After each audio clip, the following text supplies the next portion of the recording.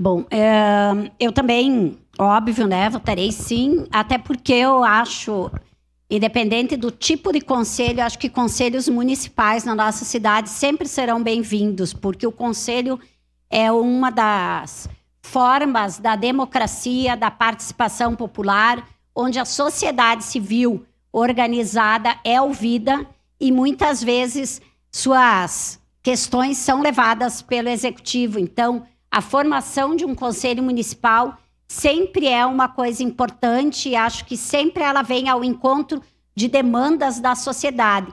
E é assim que se faz, né? Quanto mais luta da sociedade tiver para a criação de um conselho, esse conselho será criado. Eu estou esperando, vereadora Tati, inclusive o Conselho Municipal de Economia Solidária, que já faz tempo que eu falo aqui, porque são conselhos importantes que envolvem pessoas que estão se organizando e buscando por isso, né? E a sua dedicação em ter ouvido essa comunidade, encaminhado o prefeito, deve ser valorizada e, claro que eu serei favorável.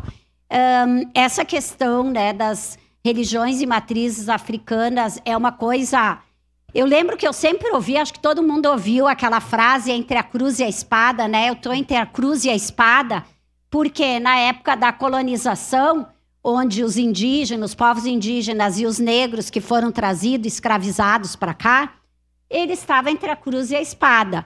Ou se convence por bem, pela cruz, pela evangelização dos portugueses na época, ou pela espada, através da luta, da guerra e da escravização.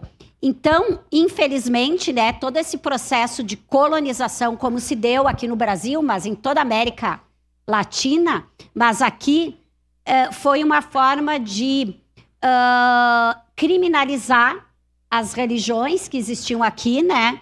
Não só as de matriz africana, mas também as dos povos originários, de criminalizar, de fazer com que as pessoas tivessem vergonha, escondessem sua própria religião, até como uma forma de se proteger, né? Mas, infelizmente, eu estou falando de mais de 300 anos de escravização no Brasil, mas ainda existe esse racismo estrutural que a gente debate tanto. E esse racismo estrutural faz com que ainda hoje, 2024, 2023, 2022, a intolerância religiosa contra as religiões e matrizes africanas seja enorme no nosso país.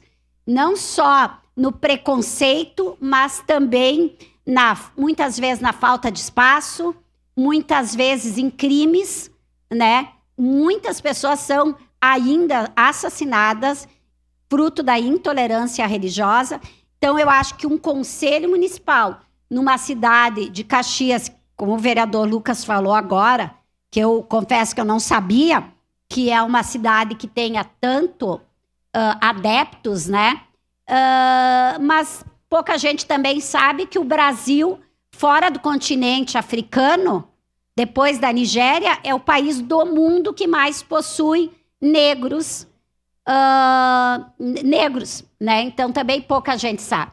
Às vezes a gente fala que a nossa cidade, ela é de colonização italiana, ela é, mas ela é de outras colonizações também. Ela veio muita gente para fora. Eu costumo dizer, eu sempre falo com os meus alunos aqui, eu sou caxiense da Gema, porque eu nasci em Caxias, tenho pai, mãe, avós, todos caxiense.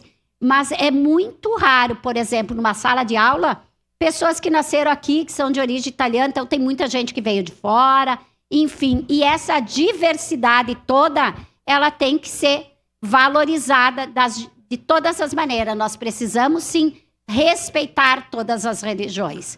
Católica, de matriz africana, do cristianismo, todas. E não eu não gosto do termo tolerância religiosa. Porque quando a gente tolera, a gente aguenta. A gente tem que ter respeito, valorizar, porque são coisas diferentes, mas com certeza a religião em si não tem nenhuma delas que busca o mal. Então, todas elas têm que ser valorizadas e respeitadas, e não toleradas. Então, parabéns ao Executivo, nesse caso, por esse projeto que, sim, eu votarei favorável e também com certeza, como a vereadora Tati falou, vereador Lucas, nós também estamos à disposição para fazer todo tipo de debate aqui na casa. Com a